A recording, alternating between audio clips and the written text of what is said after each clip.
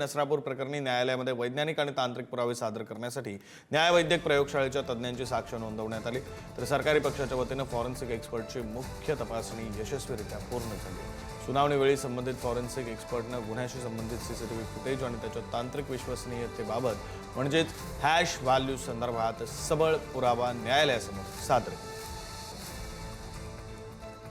अधिकची माहिती आपले प्रतिनिधी बालाजी पोद्दार फोन लाईनवरून देतील। बालाजी, विक्रांत, नसरापूर अत्याचार प्रकरणामध्ये एक महत्त्वाची साक्ष जी आहे ती न्यायालयात नोंदवण्यात आलेली आहे। फॉरेन्सिक एक्सपर्ट जे तज्ज्ञ आहेत त्या एक्सपर्टने जे आहे ते आपली साक्ष न्यायालयासमोर काल दिलेली आहे। या प्रकरणाची रोज सुनावणी सुरू असून हे प्रकरण लवकरात लवकर फास्ट ट्रॅक मध्ये चालवण्यात येते आणि त्या संदर्भातल्या ज्या सुनावण्या सुरू होत्या त्या आतापर्यंत जवळपास 82 साक्षीदार जे आहेत ते सरकारी पक्षाकडे आहेत। त्यातल्या 35 साक्षीदाराची साक्ष नोंदवण्यात आली।